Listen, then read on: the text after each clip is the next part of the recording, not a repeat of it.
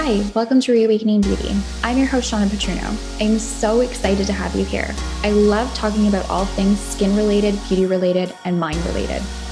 Here I empower you, mind, body, skin, and soul. I am here with Meg. So I'm so excited to have you here, Meg. We were discussing a little bit about body image and the summertime and kind of expectations with body. So I'm going to just dive in so you know why I'm covering this topic. So I used to have a very poor self-image with my body, hated wearing bathing suits for over 10 years, and a very severe eating disorder. And Meg, you are an intuitive eating coach and you've had your own struggles with body image. Would you like to share a little bit about that with the audience today? Yeah, absolutely. So I too struggled with an eating disorder. I come from the ballet world, and it's very heavily they scrutinize your body image a lot. And so I basically grew up understanding that that's kind of how you are supposed to treat your body, is in a very competitive, scrutinizing, pick it apart kind of way. And literally from the age of 11, that's how I viewed my body. So I too never really had a very good body image. I was comparative. I looked for things that were wrong, things that needed to change, things that I needed to improve upon. And it really took me through the rest of my life. And I can't remember ever feeling comfortable in a bathing suit. You know, I was one of those people that would change my outfits 3 times because I just didn't feel comfortable in the way the clothes hugged me or the way that I looked. And it was a point of anxiety for a really long time. And I think it's a point of anxiety for so many people, Meg. Thank you so much for openly sharing that. It's not easy to be so transparent about those kind of things. But as I see, this is becoming a norm that a lot of people, they say things like getting my summer body and kind of looking at their body as an ornament. Like it's just something that they have that they work at really hard and they don't really have self-compassion for it. And this is a trend that I had for myself. I looked at it as, do I look good in these jeans? The jeans were the thing that I would hold up and I had to aspire to fit in the jeans. Now, how do you think we can shift out of this mentality to learning to enjoy, it just sounds so weird, enjoy our bodies in the summer without that concept of having to look a certain way? I think it's really hard, and I think it's very frustrating.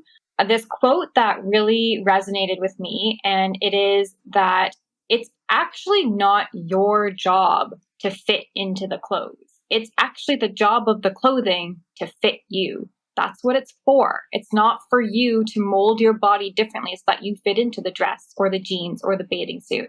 It's supposed to fit you and your body and the way you look. And that was something that really resonated with me. And honestly, a lot of my clients trying to adopt this body neutrality mindset. And I don't know if I've ever mentioned that with you before, but body neutrality is this idea that sometimes we feel good about our bodies, we feel body positive, and sometimes we feel bad about our bodies. And that's really real. And that's a real part of, day-to-day life. But no matter what, you respect your body, you care about your body, like you still fuel it, you still move it, you still care about it. It's okay to say, I just not feeling it today. Kind of like, you might be angry at your kid or your pet, but you still love them. You still care about them. And adopting that mindset towards your body as well can really help, I think, when things are so image focused. I definitely agree with that, Meg. I think those are excellent tips. And I have heard the term body neutrality. I think that a lot of people have shifted into this body positivity, which holds this, I guess, accountability that you always have to love your body and you always have to feel good about it. But body neutrality, in my understanding, which we've talked about, it's those points where you're just like, I don't maybe love this aspect of my hips or whatever, and just looking at it the way you would mindfully look at anything.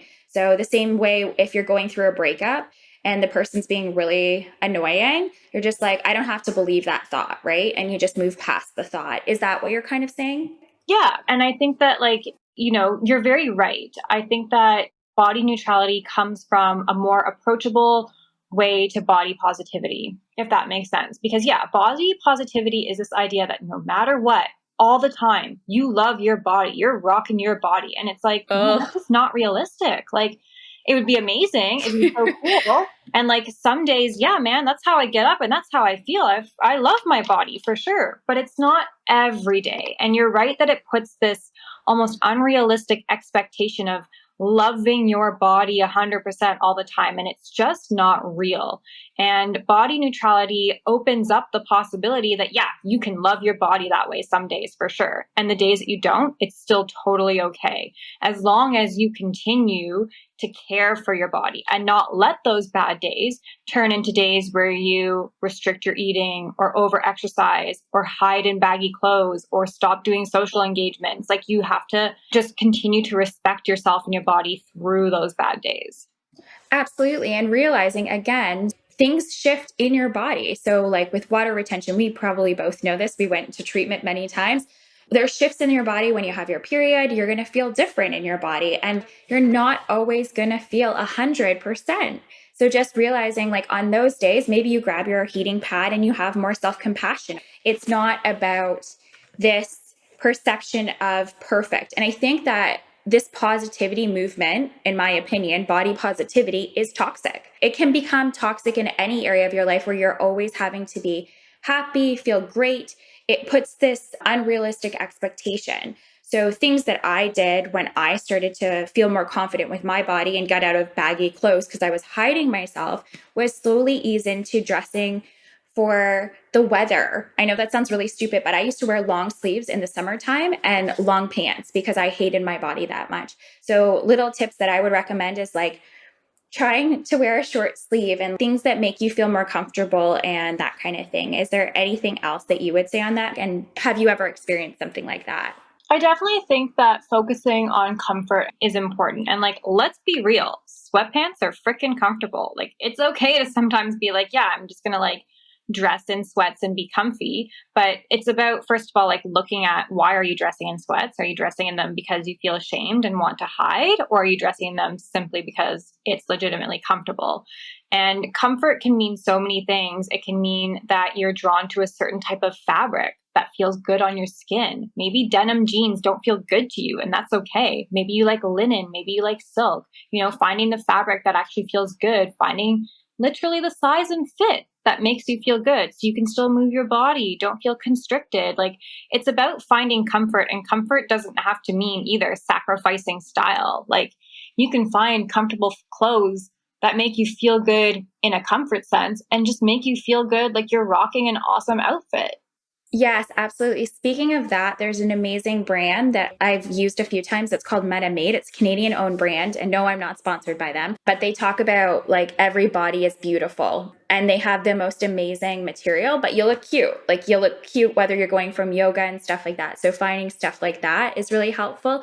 And also realizing, just like we said, you don't need to fit into the jeans. It's like if you're going to the beach, enjoy the experience of going to the beach. You know what I mean? Enjoy going in the water in the bigger picture. Yeah, absolutely. And I think so many people get caught up on like just the aesthetic of it all. But what about the actual experience when you're going on your first date and like how that will feel, or you're going to the beach and stuff like that?